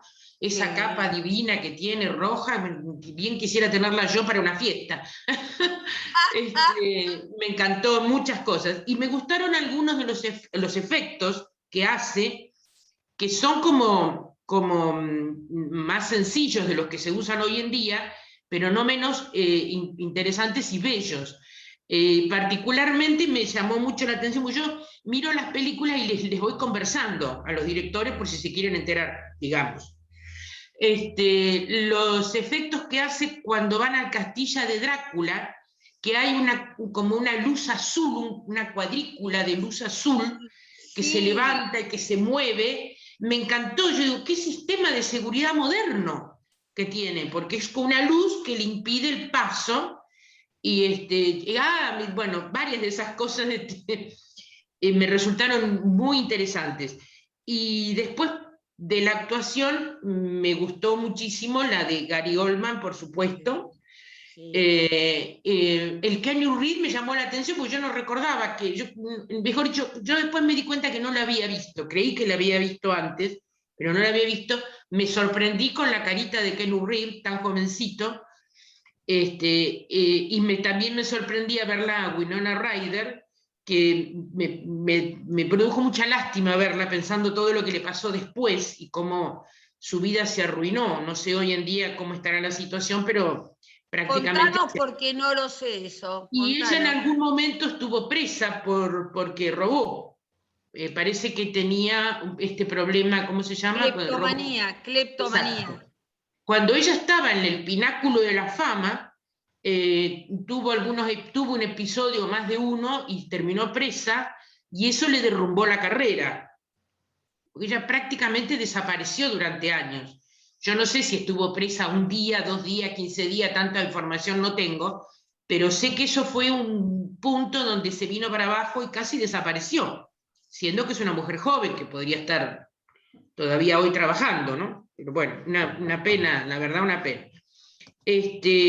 O sea que a mí me gustó la película estéticamente, sí, claro, casi se puede decir que es ver el libro, salvo esta situación del enamoramiento entre Mina y Drácula, y que justifica que él por amor le pide que lo mate para que desaparezca él y no la arrastre a ella, toda una cuestión así romántica, sumamente romántica, ¿no? Y después, dejando de lado Drácula, por favor no me lo toques a Mel Gibson, que es muy bonito. Por favor. Es muy bonito. Usa tacos altos para parecer más alto que la actriz. No importa, eso viste que la cámara ayuda un montón, porque la cámara te toma de abajo, te ayuda un montón. Claro, tal cual. Yo a Mel Gibson lo vi por primera vez cuando apareció la saga de Mad Max, cuando era joven y hermoso, allá por creo que eran no sé, finales de los 90. Después cuando empezó a hablar, sonamos. Cuando empezó a hablar y a decir su postura, bueno, ahí se pudrió todo, digamos. Claro, bueno. Esa es la parte a la que yo hacía referencia, sí. Claro. Ahí se pudrió todo. Bueno, eso era el comentario que me interesó mucho, y me interesaría ver la otra que vos propusiste también. Sí, Apocalipsis Now, yo creo que la tenemos que ver, Muy interesante todo lo que decís. Y acá quería leer, porque a mí me interesa ir leyendo, que pone Eduardo, miren, muy interesante, dice, en Apocalipto, Mel Gibson hizo generar un idioma de época y región. Es cierto, ustedes saben que Apocalipto que es un juego digamos, como lingüístico con Apocalipsis, el fin de los tiempos, se refiere a las guerras floridas por las cuales los aztecas tomaban a jóvenes muchachas y muchachos de los pueblos cercanos para sacrificarlos en honor sobre todo al dios Sol, que era el dios máximo en general de todas las culturas americanas, del norte, del centro y del sur. Lo mismo que el maíz o la papa, que eran sus alimentos originarios de América, el tomate, el ají, el morrón, que son originarios todas esas verduras de América, pero sobre todo al sol y al maíz. Entonces, atrapaban a estos jóvenes, adolescentes, por las selvas y los llevaban arriba de sus pirámides y les arrancaban el corazón vivos, chupaban la sangre y arrojaban el corazón por las escalinatas hacia abajo y el pueblo las recogía, digamos, ¿no? Entonces ahí él reproduce muy bien, esa película me gustó mucho, lo mismo que me gustó mucho La Pasión de Cristo, y por eso yo me redimí con Mel Gibson, pues yo también vi películas de él donde me encantaba, digo, decía, ay, qué lindo que es, hasta que descubrí toda esta historia que le ponían unos zapatones tremendos o lo paraban en un banquito porque él era muy coqueto y quería parecer, y como es muy petizo, quería parecer más alto que la actriz. ¿Vieron esta cuestión del machismo, no? Que el hombre tiene que ser mayor y más alto. Pero es una película muy interesante y a mí me gustó muchísimo. Y después dice... Pero es muy sangrienta también Apocalipto. Sí, pero es que así era. Lo digo para que el que no lo vio, Claro, es que puede encontrar. tal cual, es que así era la realidad era muy sangrienta. Sí. Y ahora están haciendo todas las líneas, perdón, está entre paréntesis, las líneas que ya conocemos que desprestigian a los genocidios, los negacionistas, por no decir los de la derecha más extrema, he leído unas notas donde ahora hablan de que los aztecas eran unos caníbales y en realidad eran unos desgraciados y no un pueblo sufrido como pretenden que lo conquistó América y los recontramató a todos. No, no es verdad eso. La verdad es que eran terriblemente desgraciados porque hacían esta guerra florida y eran caníbales. Es la misma tesis de que el genocidio de Roca no fue tal porque los araucanos, llamados mapuches, eran chilenos y atacaron a los tehuelches. Es la misma tesis. Las conozco porque las vivo, gente. Las sufro. Y después dice... esperen que voy a leer. Eduardo dice, de Apocalipsis Now, elegir la versión del Director's Cut, que es un poco más larga, incluye al menos 2 escenas no exhibidas en la versión comercial. ¿Dónde las veo, Eduardo, esa versión para buscarla? No lo sé exactamente, Esther, porque la copia que tengo me la consiguió un amigo a quien se lo puedo preguntar. Las 2 ¿Vos escenas... no tenés el link, no, para compartirlo? No, lo tengo en la memoria externa, pero lo puedo averiguar, ¿no? Me parece que mi amigo lo saca de Emul, creo que por ese lado. Si la podés conseguir y compartirla, me haces un favor porque es un trabajo, que guacha, es un trabajo menos que tengo que hacer, porque me cuesta bastante conseguirlas. Y está bien lo que vos decís, esto de Director's Cut o Cut, que eran los que, era la propia versión del final del director, que en los estudios hollywoodenses se lo guardaba el productor ese derecho, ¿sí? Y también dice Grace... qué bien esto que dice Grace. Dice, también hay una película muy interesante de Wynonna, Inocencia Interrumpida, con Angelina Jolie. Vamos a ver si la podemos rescatar, porque después de mis experiencias de estos días que no pude conseguir películas, Inocencia Interrumpida con Wynonna Ryder y con Angelina Jolie. Y después dice, Grace, de acuerdo a antropólogos e historiadores, Apocalipto es un producto de Hollywood. Sí, seguro que tiene muchas Es inexacto, fallas. es inexacto. Acordate lo que charlamos en el curso de Historia Latinoamericana. ¿Qué decías? Explícanoslo, a ver. Es inexacto. O sea, toda esa cosa de las guerras floridas, la cosa del corazón que se arroja y demás, es una mirada, digamos, de la modernidad con respecto a estas culturas. Claro, O sea, él claro. fue la cosa taquillera. ¿Te acordás que creo que el viernes pasado lo charlamos en el curso de Claro, Historia exactamente. Latinoamericana? El mostrar como las películas de Disney, la maldad de los indios, la tontería, la falta de inteligencia, lo mismo que de los negros o de los hispanoamericanos, ha sido desde el inicio de los estudios de Hollywood una impronta. Por No, eso. yo lo que creo es que es una mirada sesgada, porque es una Sí, mirada que no comprende.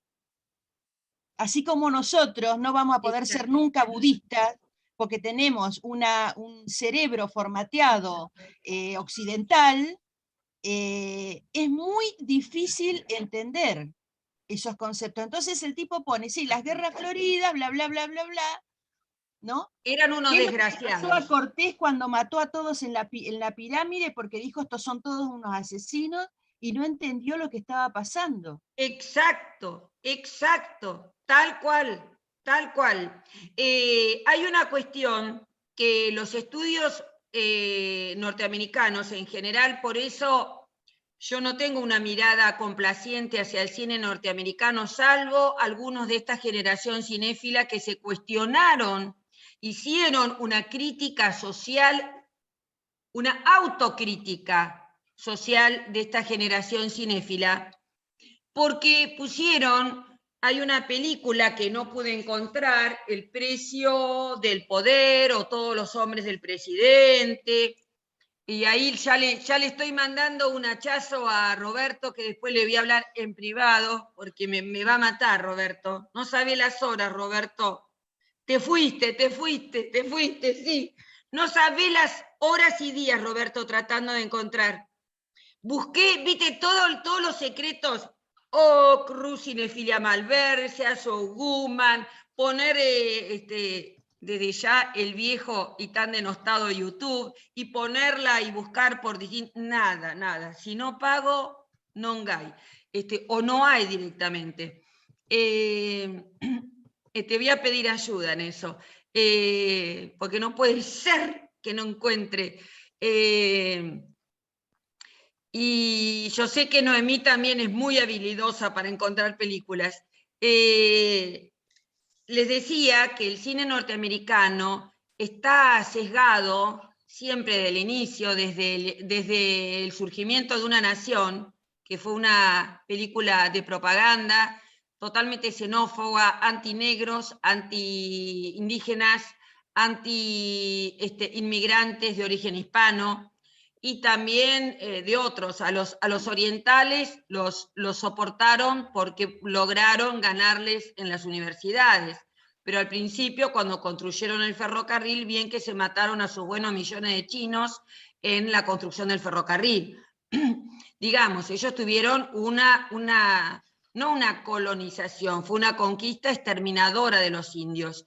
Y vale ver las películas de Disney para demostrar todas las atrocidades juntas en las películas para chicos, la misoginia, el machismo, la xenofobia, la denigración de culturas, y en eso te doy toda la razón, Grace, que Apocalipto ellos nunca pudieron comprender la mentalidad del que no es anglosajón. Noemí, dale, habla, dale, Noemí. Bueno, varias cosas. Paula Vázquez Prieto escribe en página 12. Doy la información para que lean sus críticas, que son excelentes. Bueno, yo vuelvo a la película que nos convocó hoy. La película me parece que tiene una mirada muy diferente sobre el tema de Drácula, porque como han dicho, tiene una carga de romanticismo, pero sobre todo de inmenso erotismo, con un Drácula que no corresponde a la imagen que hasta ese momento habíamos tenido de los otros Dráculas.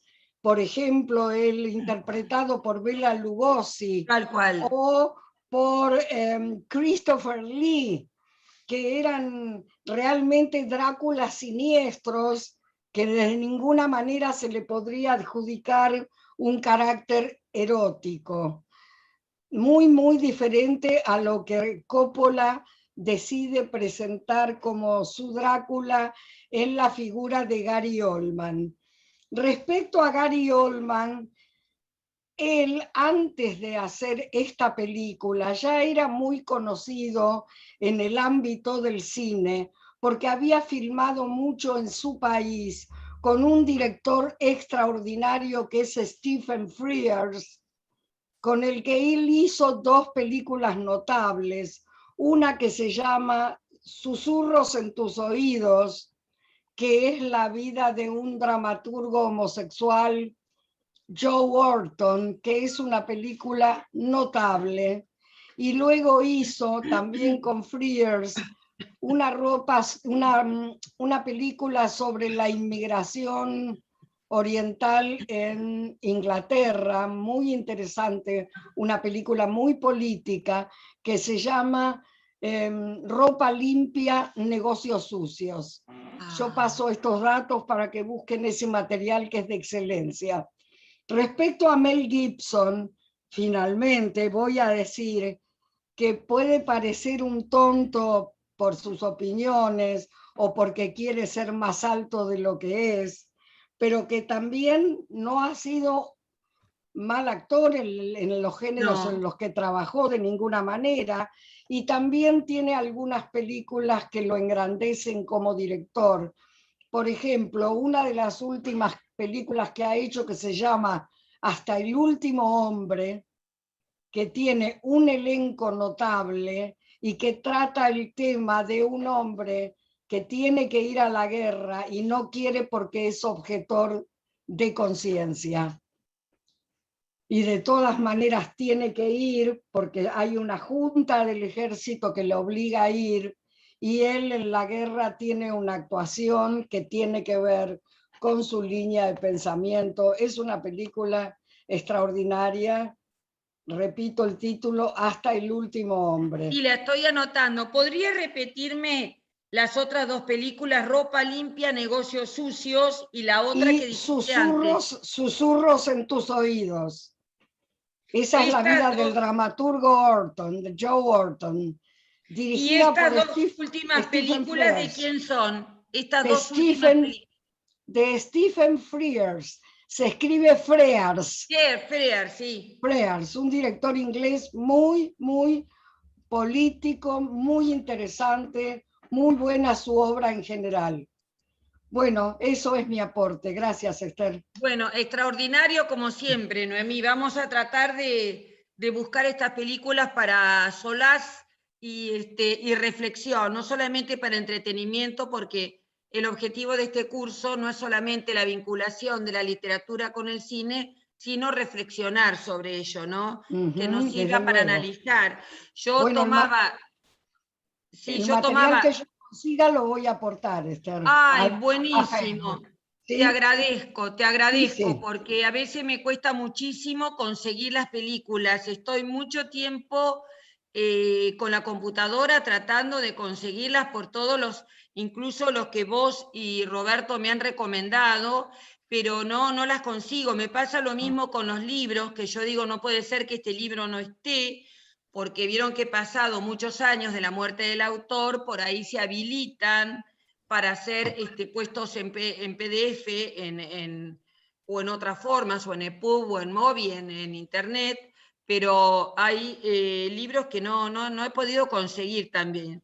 Bueno, Perdón, Esther, y yo todo Sí. lo que pueda aportar lo pondré en la página de Facebook. Ay, También lo quería agradezco. también quería ampliar la información que dio Emma, que contó sobre la nueva generación de escritoras argentinas notables, Almada, Enríquez, Schweblin. Hay otra más que es Hardwick, no recuerdo su Sí, nombre. sí, Hardwick, Hardwick, la leí. también extraordinaria escritora. Bueno, yo Bueno, me tengo que retirar porque tengo un sí. curso. Así que Bueno, saludo a todos y a te todas. agradezco Chao. muchísimo. Y les Gracias. voy a contar una infidencia que, bueno, después la verás, que estoy preparando para, mi idea es preparar para el próximo año un curso de escritoras argentinas contemporáneas, donde todas las que nombraron ustedes van a estar y otras más, porque hay una gran nueva generación de escritoras argentinas multipremiadas en el mundo que realmente es muy interesante, me parece, estudiarlas. Por eso hace años que vengo recopilando material, comprando muchos libros y viendo material teórico para trabajar el año que viene en uno de mis cursos con escritoras argentinas contemporáneas. No sé si incluir a escritores varones, que también los hay extraordinarios. Hay una nueva generación joven, valga la redundancia entre nueva y joven, de escritores y escritoras. Claro, Aurora Venturini, que hace poco, exactamente, Grace, que a pesar de ser una mujer de más de 80 años, también la pensaba incluir. Grace, parece que me copian el pensamiento, que yo pensé que a pesar de ser una mujer muy mayor, todo lo que ha aportado es maravilloso.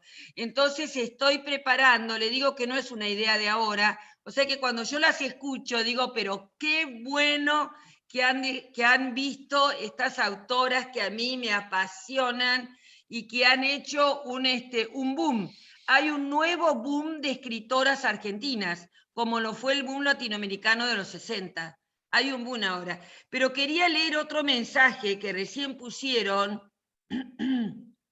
Dice Roberto, ya que hablamos de Apocalipsis Now y estamos recomendando, yo recomiendo otra vez, Bélica, Idi y Ismotri, pasen y vean de Ellen Climo. ¿Vos la podés agregar, Roberto? ¿La podés agregar? La busco, sí. Dale. ¿Vieron que esto se abre como no sé, con infinitas puntas? Porque si bien nosotros estamos, lo que yo observo es que si bien nosotros estamos trabajando con escuelas cinematográficas o corrientes, o como se llame, o movimientos, porque en realidad nunca fueron homogéneos, siempre fueron heterogéneos en cuanto a las elecciones de los directores, y hubo proximidades contemporáneas con respecto al momento histórico. Esto nos abre la cabeza de manera que intentamos abrir nuestras mentes y ver otras posibilidades como películas de terror o películas bélicas, como hemos visto, que si bien no se corresponden a este movimiento, nos ayudan a comprender otras cuestiones. Y me encanta eso, que aunque no las veamos, no las analicemos en clase, podamos abrir nuestra cabeza a otras posibilidades. Y además que cuento con la ayuda siempre de ustedes, que me ofrecen tantas ideas, tantas cuestiones. Siempre preparo los cursos en función a los intereses que yo veo. Por eso me anda rondando la cabeza hace años y tengo ya una biblioteca bastante nutrida, me falta mucho, de estos nuevos y nuevas escritores y escritoras argentinas, que son maravillosas y que dan un vuelco al rol de escritor y al tema de los géneros también, porque cada libro tiene multiplicidad de géneros. Es maravilloso, que yo ver a Selva Almada cómo escribe, bueno, se mezcla la crónica con un dato histórico, con una crítica social, Roberto Cova dice, no, es brava, pero el horror no está en la película, sino que se traslada a la cabeza del espectador. Muy interesante, muy interesante. No, hice la aclaración porque coincido con lo que puso Jorge, que no es para estómagos delicados, pero es una de las mejores películas bélicas que se hicieron, a mi criterio. Sí, sí, pero por favor, si la podés incluir, vos que tenés tanta habilidad, sería genial. Aunque yo no prometo verlas ahora porque tengo mucho trabajo, no saben la colección que la panzada que me voy a mandar a partir de diciembre, ¿no? Con todo lo que ustedes colocan porque yo guardo todo. Y y los libros que me dicen y los ensayos, me encanta. Bueno, ¿alguien quiere agregar algo más? Sí, Jorge. Jorge Eduardo. Bueno, esto es apenas una trivia, pero bueno, sirve para contar un poco mis predilecciones. El agente inmobiliario enloquecido, actuado por Tom Waits, que es quizá mi cantante preferido con Dylan, ya había trabajado con Coppola 10 años antes, haciendo la banda de sonido completa de una agradable película que se llama Golpe al Corazón, con Nicolas Cage en el protagónico. Sí, que ahí cuentan que no fue muy exitosa de taquilla, cuentan ahí. Es cierto, pero es un poco loca la película, pero estuvo muy bien. Y bueno, Tom Waits, que tiene sus condiciones, que en esta película no las muestra como actor, porque es muy fugaz lo de él, tiene un par de cosas interesantes. No es un actor en el sentido estricto, sino un cantante para mí debe ser el mejor cantante norteamericano hoy por hoy, pero esta es una cuestión absolutamente personal. Claro. Y la otra sugerencia, a mi escaso entender, la película más lograda de Francis Ford Coppola es Rumblefish, que actúa Michael Rourke en el protagónico, una película del 70 y pico, una película, podría decirse a blanco y negro, cuando en realidad no es blanco y negro, sino es sepia, una película muy experimental, pero muy dramática. Yo creo que es de lo mejor que ha hecho. ¿Me la podés deletrear el nombre? Rumble, se escribe Rumble Fish. Fish de pescado. De pescado, sí, sí. Es quizá la película más lograda. También debemos reconocer, creo que criterio unánime, que la película más famosa del siglo, de los últimos 50 años, es El Padrino. Sí. Por supuesto. Y quizá la mejor película bélica sea Apocalipsis. Sí. Como ya hemos hablado. Pero bueno, estas son dos cuestiones mínimas. Y la preciosa canción que cierra Drácula, escrita y cantada por Annie Lennox, que murió la semana pasada de cáncer de pecho, creo, esta mujer de 60 y pico de años, que era una exquisita. Esto es un comentario muy marginal al asunto, no creo que cambie la opinión de nadie, pero bueno, como información lateral, digamos. Eso es todo. Gracias, Eduardo. Qué interesante. Sería muy interesante conseguir la película Rumblefish para colocarla, porque, bueno, Coppola sabemos que ha sido creador de inmensa cantidad de películas, como productor, como guionista, como director, realmente. ¿Vos estás levantando la mano, Raquel? No, estás ejercitando los deditos. ¿Alguien quiere decir algo? Esther, la veo ahí, no. ¿Nadie más? Bueno, para la próxima clase vamos a ver cuál era la que puse, que ya la puse, Contacto en Francia. Esther, una cosita quería decir nada más. Sí, Darwin, sí. Yo por lo general siempre me gustan más los libros que la película, ¿no? Pero en este caso, me acordé de un comentario cuando vimos, allá a marzo, abril, cuando vimos la de Murnau, no sé quién, si Jorge, si Horacio, dijo, la verdad que el final del libro es muy ingenuo porque lo atrapa muy fácilmente, ¿no? Si está acá y está presente, ay, si me lo dice, me recuerda quién fue, se lo agradezco, pero me acordé de él, porque es cierto, en el libro están los gitanos que lo llevan, los emboscan y lo matan, viene el texano y le pega, le clava la estaca. Exacto. Y sin embargo Coppola hace un final muy bueno, ¿no? Donde él le dice, deshacete de mí, matame y quedás libre por el amor que tiene hacia ella, ¿no? No, quería hacer ese comentario que me gustó mucho la película. Y me acordé de, no sé quién lo dijo de acá, si Mario, si Jorge, si Raúl. Me acordé de eso, que es cierto, me gustó ese final que le dio Coppola, ¿no? Lo único que me sorprendió que yo esperaba la escena del barco, que Murnau la muestra, incluso atado el capitán que está atado. Pensé que iban cayendo de a uno los tripulantes. No hizo nada Coppola, ninguna mención, ¿no?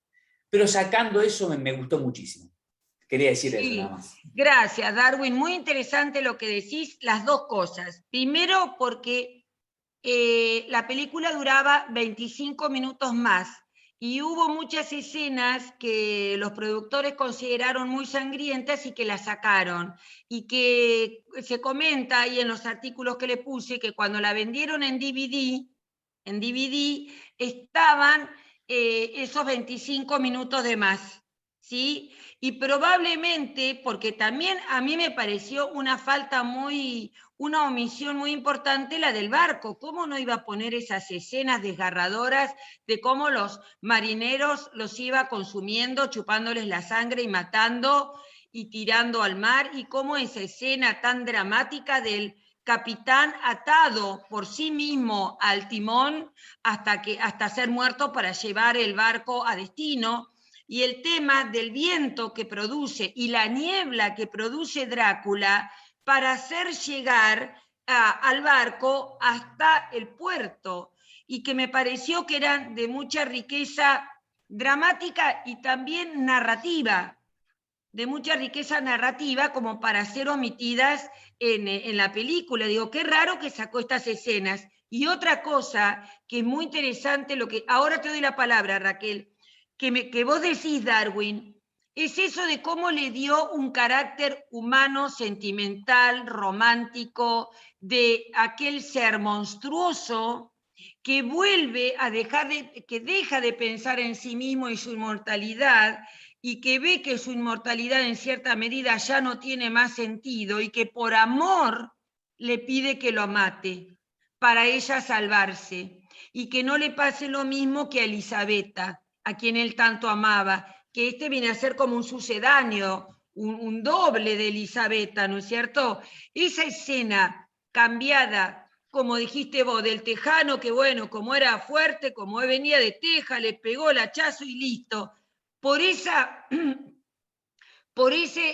espada, daga, a mí me pareció que era una espada por la extensión.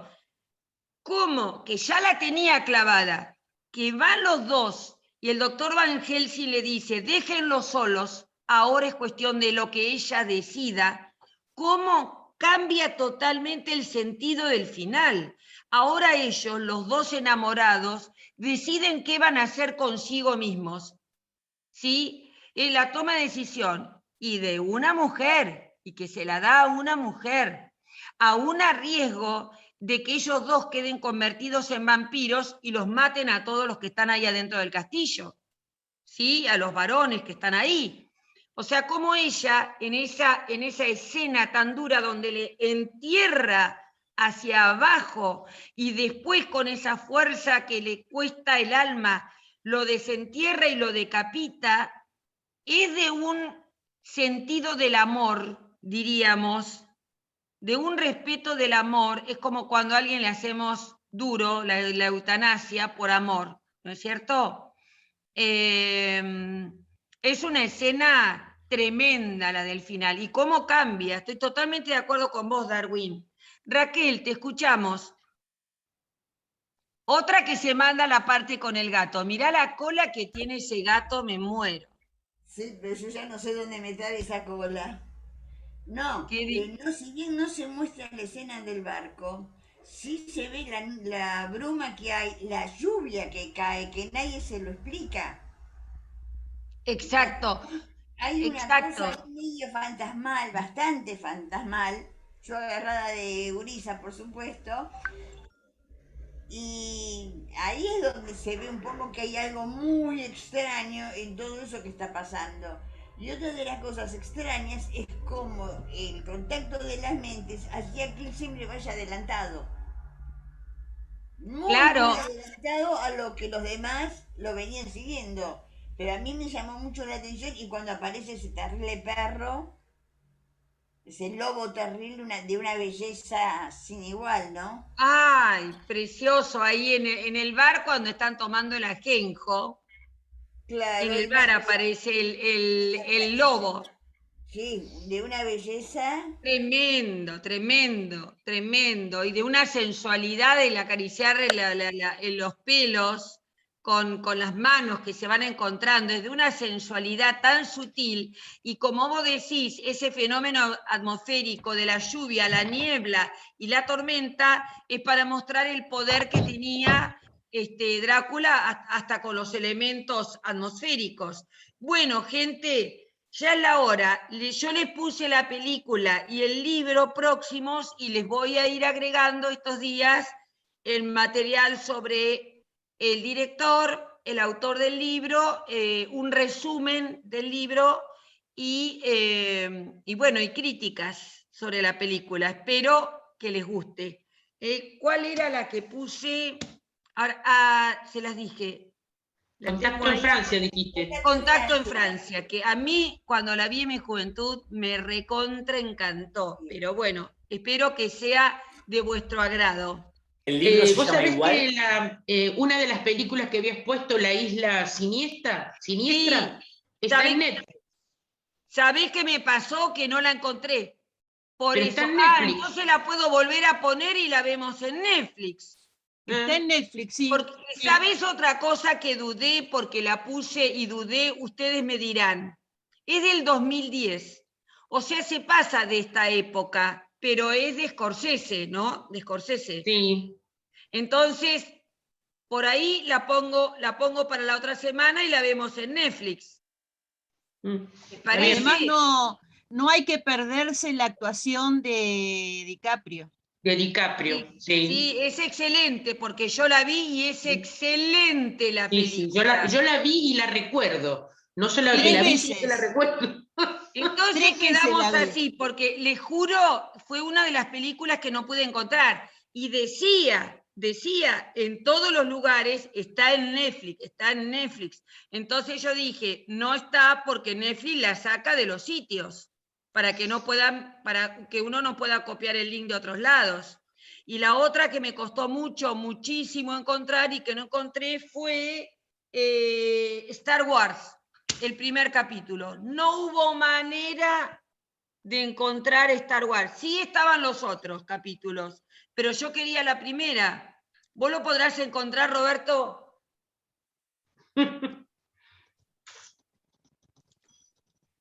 Star Wars la primera, porque el libro de Dan, entonces lo vuelvo a poner, porque ya sé que está en Netflix. Yo vi que estaba en Netflix, pero dije, no le voy a decir a los muchachos, si alguien no tiene Netflix, lo que sí, la visión de Netflix es extraordinaria.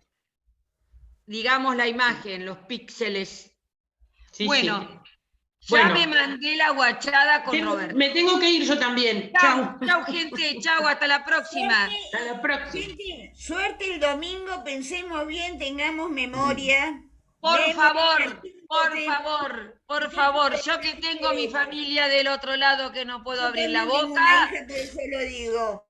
Pensemos qué país queremos y que los jubilados vivamos bien y la gente y los pibes dejen de morirse de hambre. Tal cual. Queremos volver para atrás a un liberalismo. Vos pensá que yo tengo 4 hijas, 4 yernos y 2 nietos, o sea que ahí tengo 10, quizás sabemos a quién van a votar. Yo que me 3. me quiero agarrar una galletita criollita y empezar a suicidarme. Pero bueno, no puedo ni hablar del tema. Chao, gente, que ojalá tengamos una buena y pacífica elección, porque calculo que va a haber fuerzas poderosas draculinias que van a intentar armar despelote, ¿no? Para que se ponga en duda todo. Como estamos en la época de las falsas noticias y de que todo es mentira. Bueno, gente, chau, nos vemos.